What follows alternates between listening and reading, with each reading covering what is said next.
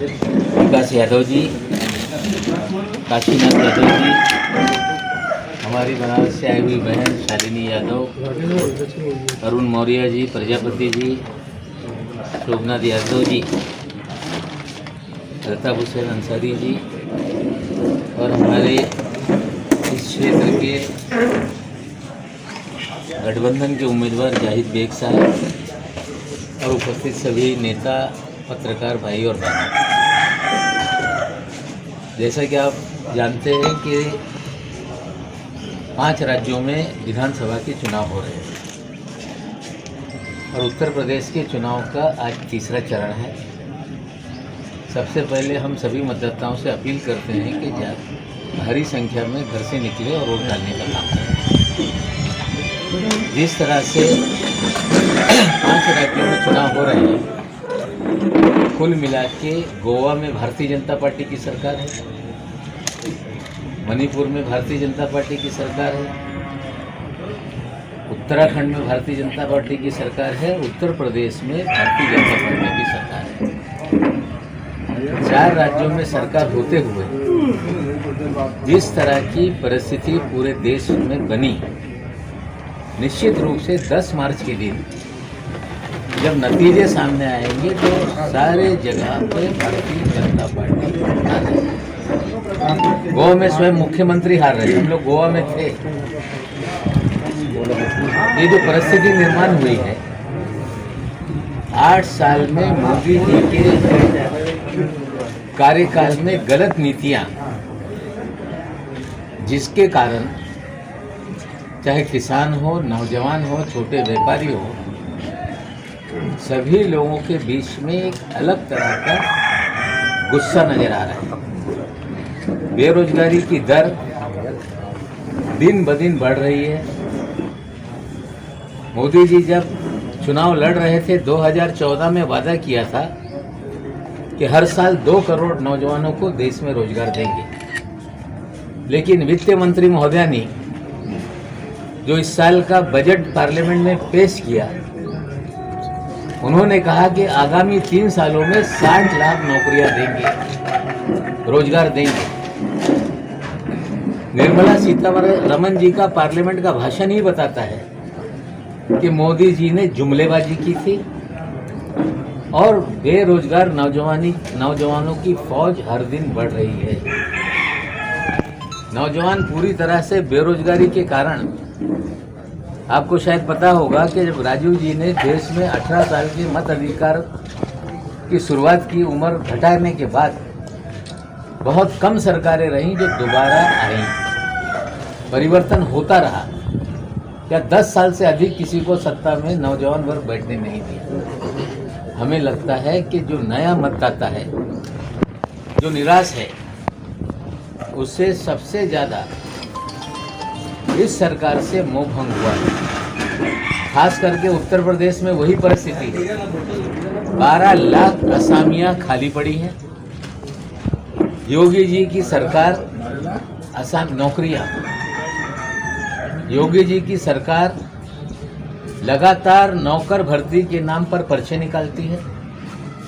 500 से लेके 2000 रुपये तक फीस भरवाती है और फिर जाकर एक खबर आ जाती है कि यह पर्चा लीक हो गया और कोई भी सरकारी नौकर भर्ती नहीं की गई, ना कोई ऐसा कार्यक्रम बनाया गया उत्तर प्रदेश में कि बेरोजगारी दूर हो।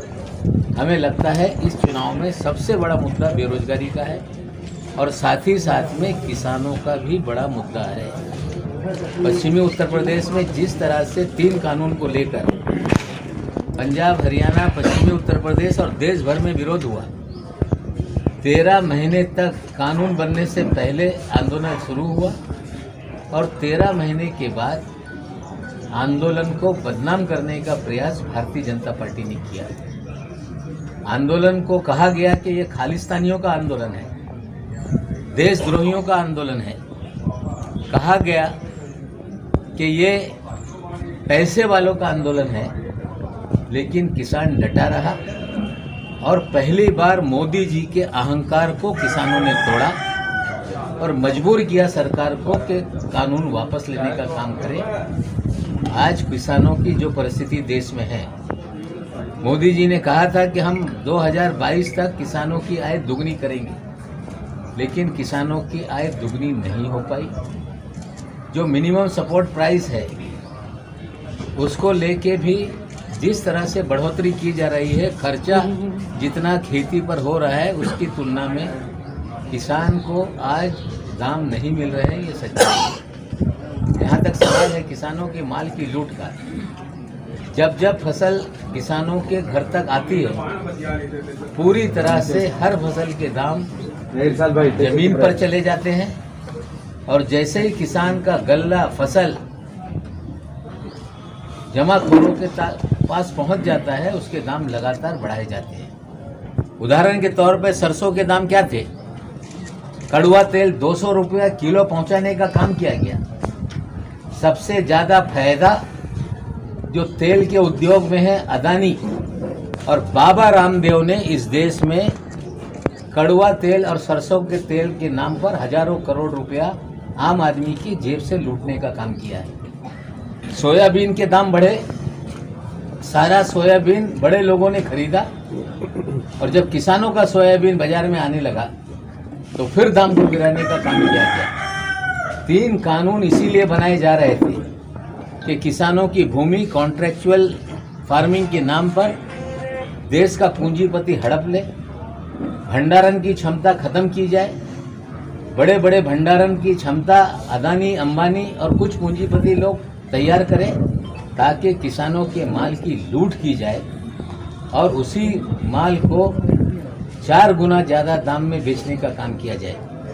हमेशा से ये मशहूर रहा है कि भारतीय जनता पार्टी किसानों की पार्टी नहीं, किसानों के माल के लूट करने वालों की पार्टी है। ये हमेशा से रहा है, और 8 साल में मोदी जी की सरकार में किसानों के माल की लूट की गई और पूंजीपतियों ने उसमें बड़ा लाभ उठाने का काम किया। किसान, नौजवान, ये सबसे बड़ा मुद्दा इस देश में और ख़ास करके उत्तर प्रदेश में है। हमें लगता है कि चुनाव जिस तरह से आज तीसरे चरण में है, पहले दूसरे चरण में 70 से अधिक सीटों पे गठबंधन जीत रहा है। हमें लगता है तीसरे चरण के बाद ये 110 के आगे आंकड़ा जा रहा है। परिवर्तन की बयार उत्तर प्रदेश में है। भारतीय जनता पार्टी की करारी हार हो रही है। कुछ मतदाता खामोश है। योगी जी के कार्यकाल में जिस तरह से एक भय का वातावरण बनाया गया, बोलने की आज़ादी छीनी गई, पत्रकार उनके खिलाफ कोई भी आर्टिकल लिख दे, कोई फेसबुक पोस्ट डाल दे तो उसे यूएपीए के तहत गिरफ्तार किया गया। हमें लगता है कि जो मतदाता है, आम मतदाता, वो जिस तरह से कुछ वर्ग खामोश है, पूरी तरह से नाराजगी